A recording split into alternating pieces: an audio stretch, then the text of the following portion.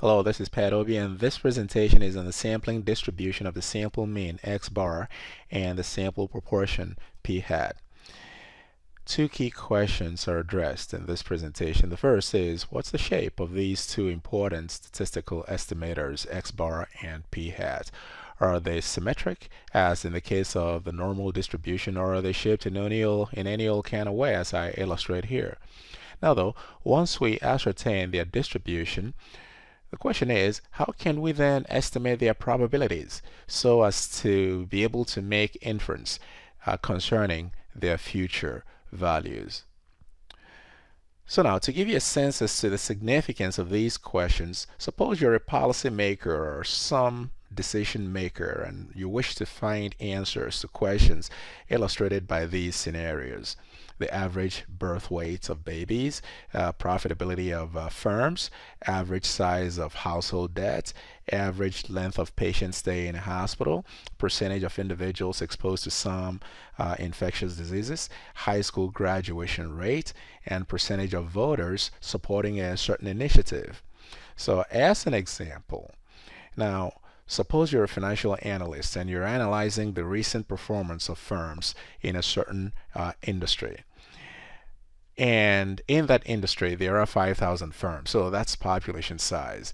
And historically, we know that the average earnings per share, which is a population mean mu, is $2 with a standard deviation sigma of 2.5. Now, to be sure, mean and sigma, these two parameters of the population, are fixed. So population parameters like these two guys right here are fixed. They are constant. Their values do not change because they are calculated based on the entirety of the observations. Now though, in pursuit of your inquiry, right, you're going to take a random sample of 100 firms out of this population to study their performance and hopefully use your finding to make inference on how these firms can be expected to perform going forward. The question here is, how sure are you that you can make a reliable inference about the performance of all of these 5,000 firms simply based on your little old sample of 100 firms? The answer to that important question lies in our understanding of how the mean of the sample of the 100 firms that you've selected is distributed. So consider this. First of all, let's suppose that the distribution of earnings per share of these firms, the population distribution, is normal. And as you know, if a distribution is normal, then about 6 to 8% of the observations would lie within plus or minus one standard deviation of the mean.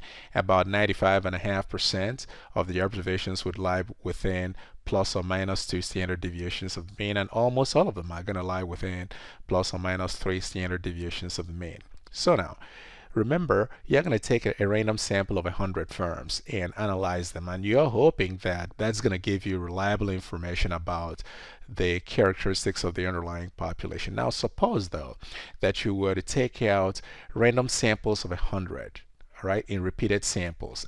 Obviously, each random sample of 100 is going to give you different sample means, and also, of course, different sample standard deviations. So now, but notice that x bar is now a random sample, just like the variable x, which is earnings per share. And this is because the value of x bar, as you've seen right here, changes with each different random sample of 100 firms. And because x bar is a variable, it therefore has a distribution just like the variable x. As it turns out, when you take several random samples of 100, a bunch of them, and you calculate their sample means and you construct their frequency distribution, guess what? It's going to come out looking like this: normal. And the mean of it is going to be about the same as the mean of the population of earnings per share. In other words, the mean of the sample means, as you see here illustrated, is going to be the same as the mean of the population of X.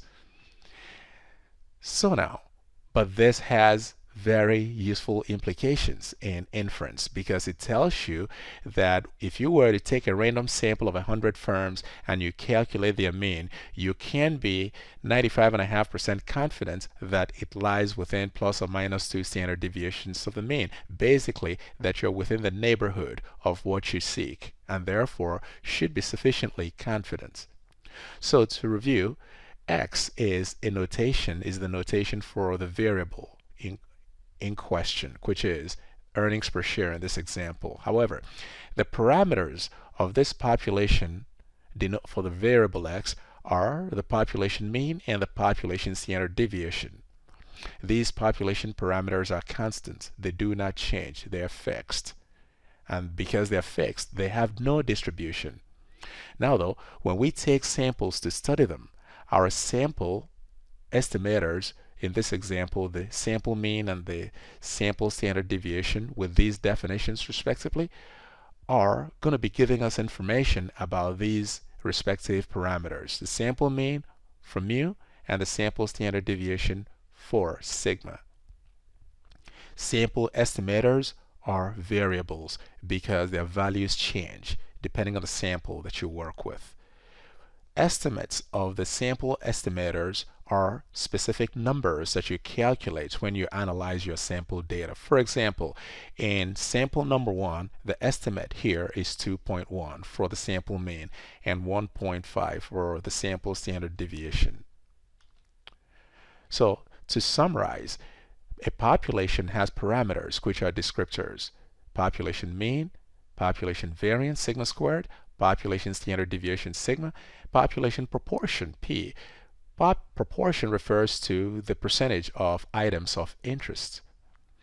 Now correspondingly, we have the estimators: x bar for mu, the population mean, s squared for sigma squared, s for sigma, and p hat for the population proportion. And once again, estimators are variables because their values change with different samples. And because they are variables, they therefore have a distribution. Our focus in this presentation, though, is on x bar and p hat, the sample mean and the sample proportion respectively. What is remarkable, as we'll soon find out in subsequent videos, is that regardless of the shape of the population of x, which is the underlying variable, the distribution of the sample mean will approach the normal distribution as the sample size that you work with increases. And as I pointed out earlier, the mean of that sample mean will be equal to the population mean. The standard deviation is so defined. It's the ratio of the population standard deviation and square root of the sample size that you work with. Similarly, for large samples, the distribution of the sample proportion would also be normal, and the mean of it is going to be equal to the population mean with a standard deviation that is so defined. It's the square root of PQ divided by N, where P is the probability of success, a term that you probably are familiar with when you studied binomial distribution. However, it does refer generally to the proportion of things of interest. It could be the proportion of defective items in a shipment. And Q, of course, is 1 minus P. And that's a wrap for now.